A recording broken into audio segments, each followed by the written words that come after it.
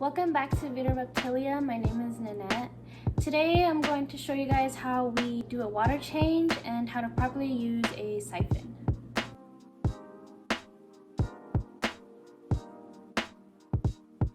So this tank right here is a 40-gallon turtle tank for our pink belly side neck turtle. And he shares his tank with a couple tiger barbs which add on to the waste. We have fish food, fish, and turtle waste that accumulate in this tank. So it's very important that you guys do water changes because you definitely don't want your fish swimming in that water condition for too long. So how often you do a water change really all depends on the parameter of your tank.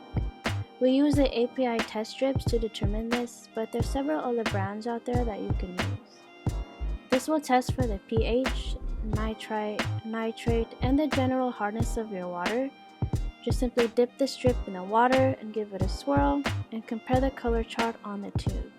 Just make sure not to throw away the instructions because it'll tell you what your results mean, and only then can you determine whether a water change is necessary or not. There are many general rule of thumb guides on the internet on how often you should do a water change, but the most accurate way to find out is checking your parameters first. First things first, you want to unplug all your electricals such as your filters, your heater or air stone if you have any. A lot of these electricals need to be submerged under water, so if you do your water changes and they're still plugged in, this can seriously damage them and also mess up the propeller and the filter. Alright, so the first thing you're going to need is your siphon. So you just want to connect it to the tube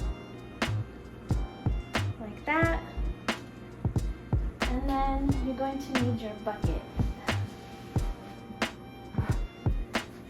So one good way to start the siphon is you want to fill up the tubing first with water.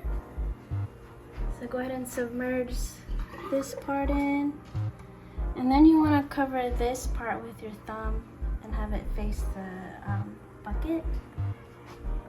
So go ahead and lift this up so the water can go through like that, and then you want to add more water to this. And then once you let go of your thumb, it'll start flowing like that. So that's one way to do it. And while you're at it, you want to clean the gravel. So if you just swirl it around like this, it'll pick up any poop. Just do it section by section, like that. And then just repeat the process throughout the tank.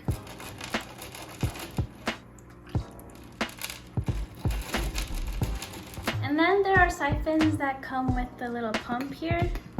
So all you have to do is attach the intake of the siphon to one that says in.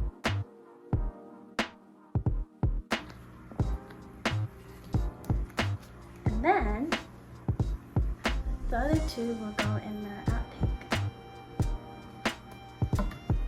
And the cool thing about this one is that all you have to do is put this in there, have this one go in the tube like that. And to start the siphon, you just gotta press the pump like this.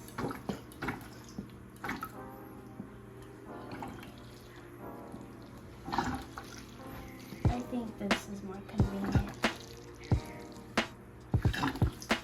Just keep pressing the pump until you fill up the tube with water. There you go. And then you just repeat the process.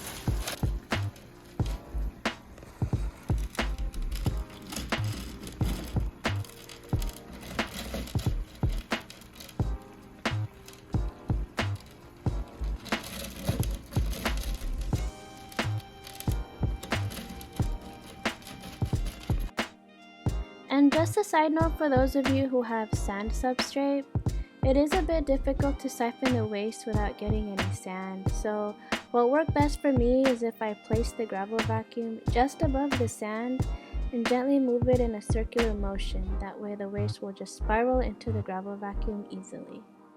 It will take a bit of time and you will still probably get some sand, but this method has helped reduce that.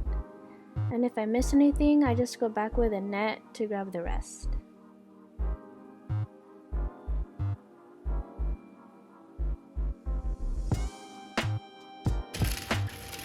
You just gotta be careful not to scratch your tank or hurt any of the fish, because they're still in here while we're doing this right now.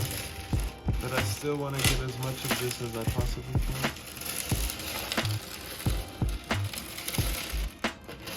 Alright, that should be good.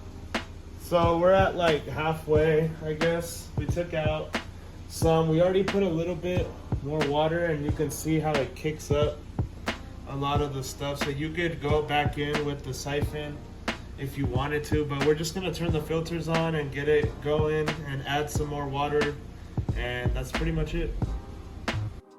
And here we're just adding our water conditioner to help dechlorinate the tap water. And another hack when adding water into a sand substrate, if you add an empty container above the sand and pour the water directly into the container, it'll help reduce the impact of the water and keep your sand in place.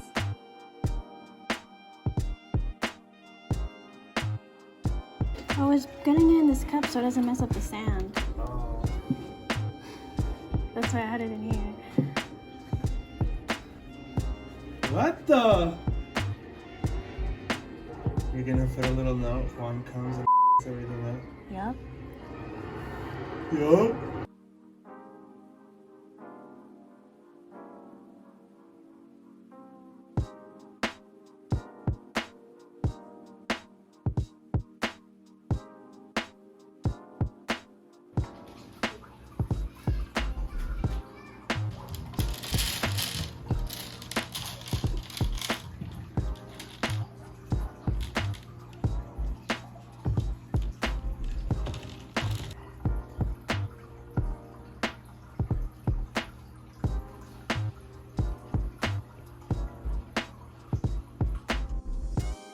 The water will look a little murky the first few hours as expected, which is why we turned on the filter to help speed up the process, but after an hour or two, this is how our tank looked like. As you can see, the water is a lot clearer with just a few things floating around. Thank you guys for watching this video. Again, don't forget to like and subscribe, and leave a comment down below. We love reading your guys' comments. And until next time, deuces.